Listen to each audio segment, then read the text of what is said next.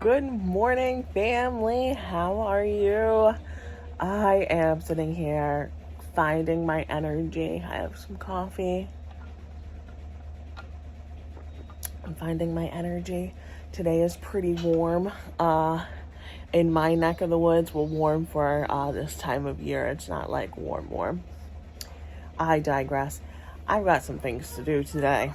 I have to get some yogurt going. I have to do some canning, all of that like urban homesteader stuff that I have been kind of talking about. I went on Amazon because I am an urban homesteader. Ordered some things to make my life a little easier. I was doing these things without these items, but I just thought that they would make my life a little easier, so I'd pick them up. So I'm going to show you the things that I acquired, and then we will jump into all my little projects. All right, so you don't need any of this stuff per se to be a homesteader, but I wanted to acquire some of these items. Yes, we did. We wanted to acquire some. How's your drinky drink? Is it yummy? Yeah. I just wanted to acquire some of them to make some things a little easier. So, my sourdough, I don't even remember what these kind of bowls are called, but it's nice to have them.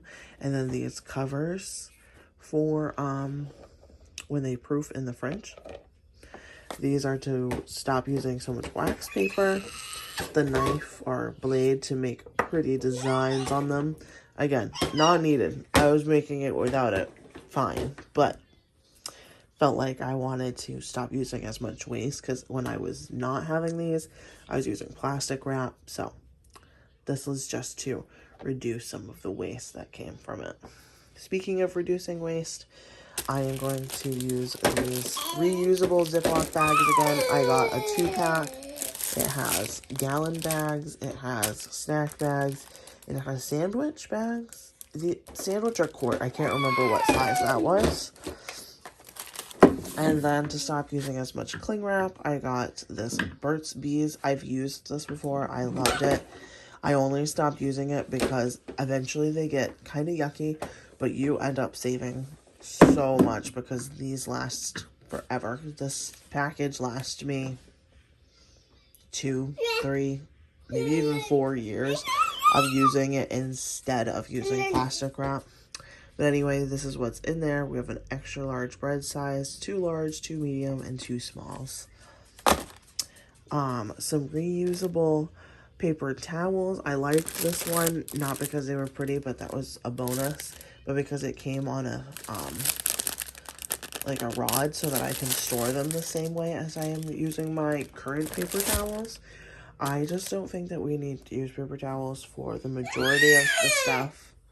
For the majority of the stuff that we grab, because it's for very minimal messes or putting a piece of toast on.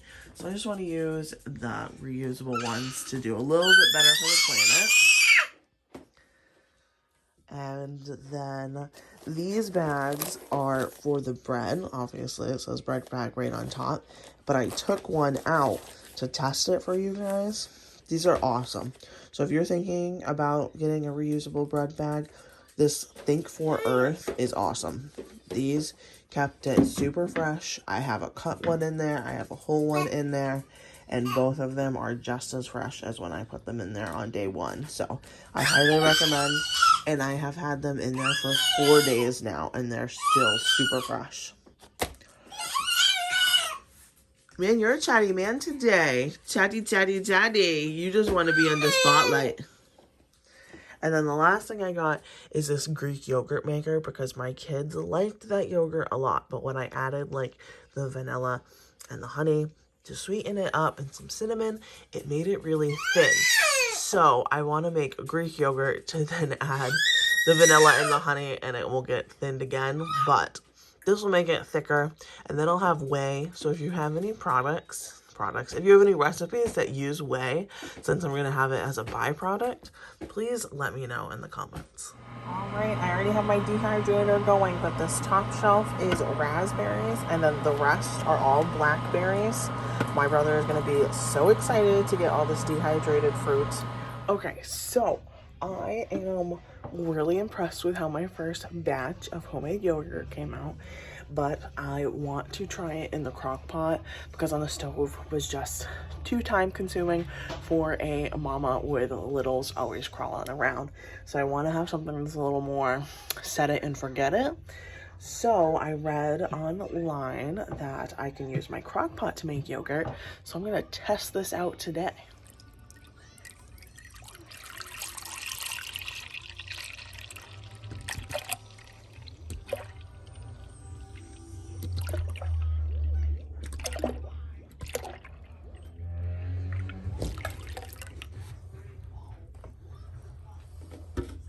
All right, so that was a full gallon of whole milk. I am just going to leave this on the counter on low. I'm glad I double checked that because that would have stunk for 3 hours. All right, so this sat on low. I know it's off now, but it was on low for 3 hours. I turned it off. I'm letting it sit here for 3 hours, and then I am going to throw in a full cup of Greek yogurt, give it a mix, and we're gonna wrap it up in some towels and tuck her in overnight for Betty Bye. All right, friends, and like I said, I tucked her all in. I've got 2 big, what are those called? Bath towels wrapped around my crock pot, keeping her nice and toasty warm overnight. She's off and unplugged. That's my toaster and my dehydrator. All right, we are going to unwrap the yogurt. She sat here on the counter for like 10-12 hours. We're gonna let this steam go straight into the sink. You don't want to have any of that. Don't mind my dirty dishes. But here she is. I have to get out the Greek yogurt maker to pour it in so that it gets really thick. We like nice thick Greek yogurt in this house. And so here's the Greek yogurt maker. It's basically just fine mesh and then a container to catch any of the thin yogurt slash the whey. It has a little lid so that it can get popped in the fridge, because at this point we are going to pop her in the fridge. But I wanted to show you the consistency now. So if you like regular yogurt, this is the recipe for you, because it's nice and thick in the right ways, but it's thin in the right ways as well. I don't really know how to describe this consistency. Like, it's sticking to the spoon, but it's running right off. Coats the back of the spoon, but it doesn't stick. There we go. That's the right terminology, I guess. I just woke up. There is no coffee. You need to say hi. Say hi. Hi. Hi. All right, friends, I have been using this dehydrator around the clock. I know I showed you my first stack was all the way full to the max. I am on my last pan here. This is just blackberries in here now, but I have dehydrated all of this fruit. I have raspberries and blackberries, strawberries, more blackberries, raspberries, and blueberries. These 2 bags are for my brother. He's hiking the Appalachian Trail, which is just mind-boggling to me. I can't believe he is out there and doing it. He is cruising. He's already done the whole Georgia section, and he's into Tennessee now. But nevertheless, I'm sending this to him. I have some blueberries in my blender because this is how I plan on sweetening my yogurt. I saw someplace online that someone did this for their kids and that they loved it. So I'm going to do blueberries, raspberries, and blackberries, mix it all up in this bag, and then I will use it to sweeten my yogurt.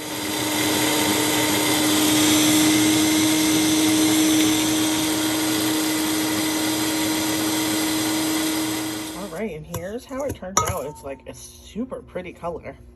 It's a little darker than I was expecting, but the blackberries and the blueberries are significantly darker, but the raspberries lightened it up a lot. It's very pretty. It smells great. So I'm gonna put the majority of it back into this bag and I will date it. And then this will be how we sweeten and flavor our yogurt for a while. So let's get this into our yogurt mixture. All right, and here is my thick yogurt. Yogurt on the top, whey, and like the milk that didn't turn into yogurt on the bottom. Can anyone explain to me why this happens? Because I've done it a few times and I keep coming up with this milk / super thin yogurt, whatever we want to call this. I know the whey is supposed to come out. That's why we are doing this, to get the whey out. So that's Greek yogurt. But why is this layer here? Because the videos that I have watched, this hasn't been there. And I have been following it to a T. So if someone could explain to me what I'm doing, that would be fantastic. But anyway, this is my yogurt. The consistency of it, like what's on top, is amazing. Like it's exactly what I want. The taste is great. So I'm going to take this and our mixed berry mixture powder, and I will let you know how many tablespoons or so I use of that to sweeten our yogurt. Tell me, how is it? Is it yummy? Yummy, yummy, yummy. What's it taste like? It tastes like strawberry and lemonade. Strawberry lemonade, that's what you say about everything. Do you taste blueberries? Tastes like blueberries, raspberries, and blackberries. That's what's in there. Good job. All right, friends. So I did, I don't know, 2-3 cups of yogurt to 2 heaping tablespoons of that berry mix and 1 tablespoon of powdered sugar. And it's great. It's not too sweet. It's perfect. Significantly less sugar than the kind you buy at the store. So I am happy with this. All right, friends, I'm going to make my own vanilla extract. I have read online that it's super easy and I can't imagine it being very complicated. So I got my vanilla beans, I got my cheapo vodka here, and I've got 2 mason jars that I'm going to use to store the vanilla extract. So I'm going to open this, I'm going to cut it lengthwise, scoop out as many of the seeds as I can to get in there, and then I'm going to throw, I don't know what these are, pods? Is that what we would call these? Vanilla pods in here as well. I have 6-ounce jars, so I'm going to use 4 of these pods and the seeds per jar, and then I'm just going to top it off with my vodka, and then it will just hang out until it's vanilla. All right, so like I said, all I did was slice them in half. I scraped the vanilla beans. I just wiped it on the pods though, so you can't really see it in there, but once I get the vodka poured in, I'll give it a good shake, and hopefully you'll see the little speckies floating around so that it's nice and fresh vanilla. And you can definitely see all the vanilla beans twirling around in there now. Oh, I wonder from the bottom. Oh yeah, you can barely see it. So this looks really good. Online, I read that you can use it after 2 months, but you should leave it for like 6 to 12 for a better flavor. So I'm gonna date these and leave them alone for a really long time. Okay, and I know I didn't mention this, but I can't remember if this is something that I've decided or if this is what the internet told me to do. Every like few weeks, I guess you're supposed to give it a little shaky shake. Makes sense. Agitate it, make sure it's getting all soaked in. But so every few weeks I'm gonna give this a little shake, so I'm not just gonna abandon it in my pantry for a while. All right, friends, I just wanted to show you what this looks like. I have given it a shake every day. It's been a week, but it's definitely turning into vanilla. We're doing something here. But like I said, I've been shaking it every time I go into this pantry, which is where I'm storing it, which is all the time, because it's like where my cooking oils are and my seasonings. So they're living right here. Gonna give them a good shake every time I come in, and it's only been a week and they are looking pretty good. I was expecting them to stay clear for a while since it's saying like 6 months.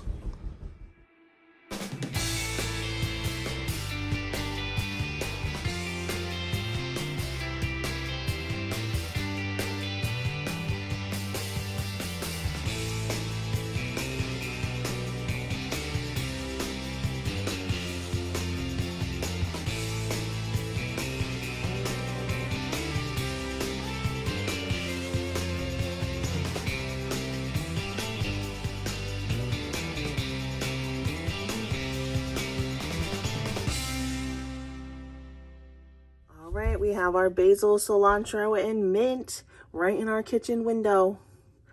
Come on, little babies, start to grow.